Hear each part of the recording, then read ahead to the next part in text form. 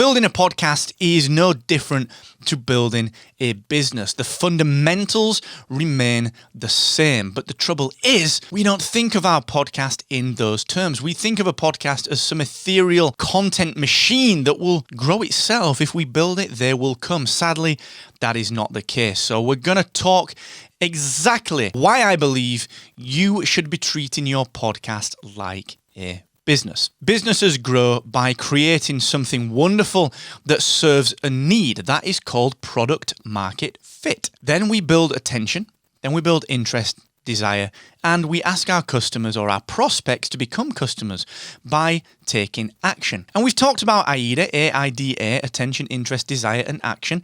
We've talked about that a lot as we've talked about podcast marketing. And in fact, we talk about it in our huge podcast marketing tutorial at captivate.fm/marketing, a must read for any podcaster. But the trouble is that when it comes to building a podcast, we don't think like that.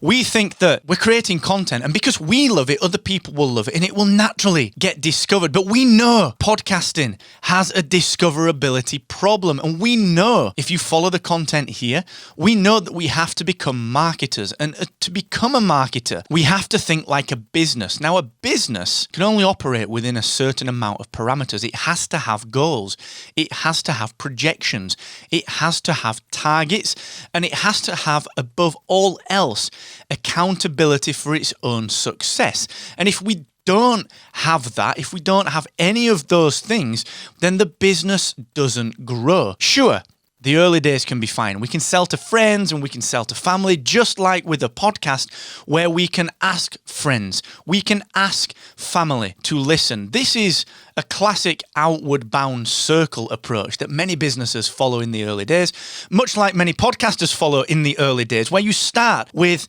your friends, you start with your family, and they listen. Or they buy your product through your business. And then they tell maybe their friends and some of their extended family. And you think you're doing all right because you have traction. But then guess what? In a year, maybe less than that, you hit a plateau. And that's when you have to market. That's when you have to push through the plateau. A podcast is no different. We find this in business all the time when we're running Captivate.fm, the podcast hosting platform. We find this all the time. You hit a plateau, you have to market through it. You hit another plateau, you market through it. And the only way to market through it is by setting goals, objectives, targets, and being very, very strict on the actions that you take to achieve those goals, objectives, and targets. Now, it's very, very easy. I've talked about this in, very many guises on stages across the world, on podcasts throughout the globe.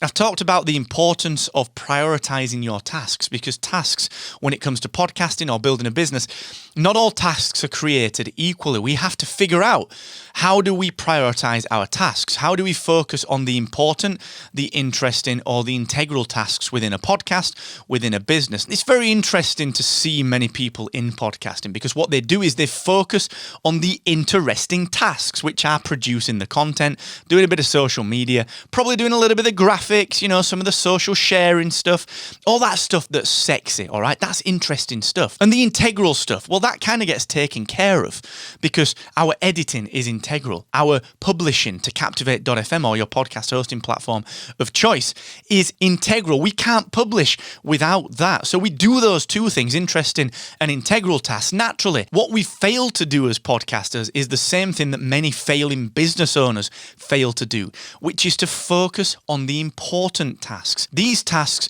which really move the needle. The things that if we don't do mean that our business, our podcast, our numbers, because that's what we are measuring numbers, we're a numbers game, our numbers won't go up. So the important tasks for a podcaster and a business person: marketing, sales, promotion, making sure people move through that attention, interest, desire, and action phase. I want to ask you right now, are you focusing on the important tasks within your podcast? And I'm talking not about the interesting tasks, the creation, the social sharing, the graphics. And I'm not talking about the integral tasks, the editing, the publishing and scheduling. I'm talking about the important tasks that take you from 100 listeners to 1,000 listeners, and from 1,000 listeners to 10,000 listeners, and from 10,000 listeners to monetization. The important tasks are the marketing tasks, the sales tasks, the business development tasks that no one told you that you needed to understand as a podcaster, but that are so vital to your podcasting success. If you're struggling with that, let me know. Let me know right here. Hit me up right here and we can talk about it, okay? Just let me know what you need. If you're a Twitter user, hit me up on Twitter at Mr. Asquith and let's dig into this, all right? Because it's important to understand what the important tasks are when it comes to growing your podcast.